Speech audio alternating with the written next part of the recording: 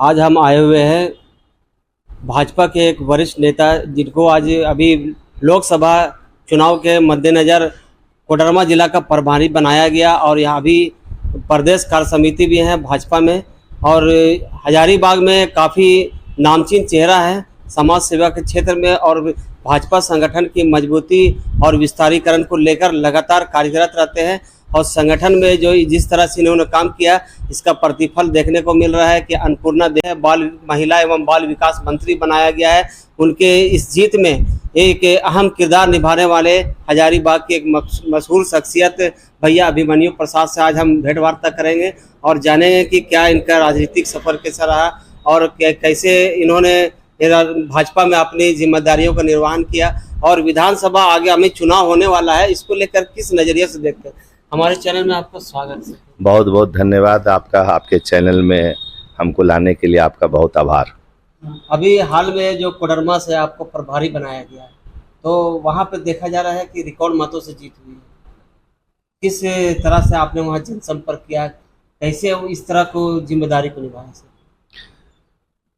हम लोगों को बहुत खुशी है, खासकर हमें बहुत खुशी है कि पूरे झारखंड के सभी 14 लोकसभा में कोडरमा जो है वो सबसे बेहतर प्रदर्शन किया है और हम गर्व से आपको कह पा रहे हैं कि सबसे अधिक मतों से जीतने का श्रेय कोडरमा लोकसभा क्षेत्र को और वहाँ की प्रत्याशी जो अभी महिला बाल कल्याण मंत्री हैं उनको जाता है। श्रीमती अन्नपूर्णा देवी जी को इसका पूरा श्रेय जाता है। उनका अथक प्रयास, मेहनत और भारतीय जनता पार्टी के कार्यकर्ताओं का जो है अपार मेहनत और उनका त्याग, उनका तपस्या का है। जब आपके कार्यों का प्रतिफल आपको मिलता है कि भारी बहुमत से जीत हुई, कैसा अपना? देखिए, सफलता तो अक्सर आपको खुशी देती ही है और जब आप किसी काम में लगे हैं और उस काम में आप जीतोड़ मेहनत कर रहे हैं और परिणाम भी अगर उसी तरह का मिलता है तो बहुत खुशी तो लगती है, गर्व भी महसूस होता है और बहुत हमको काफ़ी सुंदर अनुभव रहा है कोडरमा का और वहाँ के जो जीत हम लोग जो दर्ज किए हैं उससे हम लोग काफ़ी गर्वान्वित महसूस करते हैं। क्या कहेंगे, महिला एवं बाल विकास का मंत्रालय का उनको केंद्रीय मंत्री बनाया गया, विकास का पैमाना क्या होगा, किस तरह से कार्य होगा?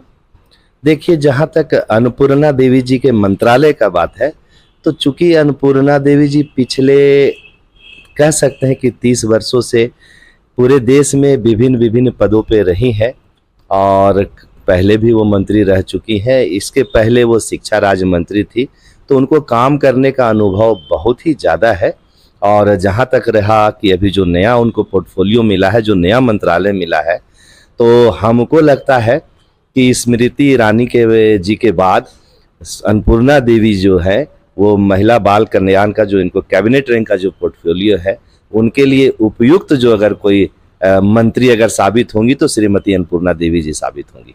यानी अन्नपूर्णा देवी के आने से जो काफी अपेक्षाएं थी जो एकदम, देखिए, महिला बाल विकास जो मंत्रालय है वो पहले से भी काफी एक्टिव रहा है। आप तो देख रहे हैं मोदी जी पिछले 2 बार से प्रधानमंत्री रहे, पिछले 10 वर्षों से प्रधानमंत्री रहे हैं और ये एक बहुत महत्वपूर्ण मंत्रालय है पूरे भारत देश के लिए, महिलाओं के लिए, बाल विकास के लिए।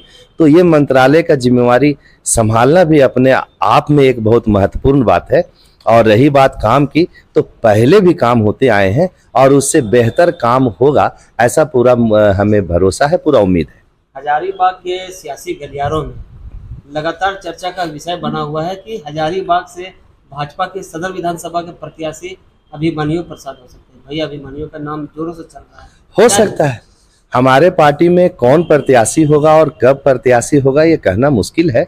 पार्टी चाहेगी तो प्रत्याशी बनाएगी, पार्टी जिसको भी प्रत्याशी बनाएगी। अगर मान लीजिए हमारे अलावा दूसरा भी अगर कोई प्रत्याशी है तो उस कंडीशन में, उस रूप में भी प्रत्याशी हम ही हैं। मेरा काम उसी तरह रहेगा जैसा अभी कोडरमा में रहा है। पिछले बार जो यहाँ हमारे जो पिछले सांसद थे, वर्तमान सांसद हैं, और जो वर्तमान सांसद जब पिछले बार विधायक का चुनाव लड़ रहे थे तो उस समय भी हमारा जो अपना योगदान जिस तरह से था उसी तरह का योगदान आगे भी रहेगा। यानी अपने दायित्वों का निर्वहन एज इट इज करते रहेंगे, प्रत्याशी कोई हो, आप हो या कोई भी हो, प्रत्याशी कोई भी हो, मेरा काम जो है पार्टी के प्रति हम समर्पित हैं और समर्पित रहेंगे, ऐसा हमारा मानना। मतलब राजनीतिक गलियारों में जो चुनाव लड़ने की संभावना जताई जा रही है, जो चर्चा का विषय लोगों में बना है, तो उसमें एक आपका भी नाम उछल कर सामने आ रहा है, काफ़ी जोरों पर है।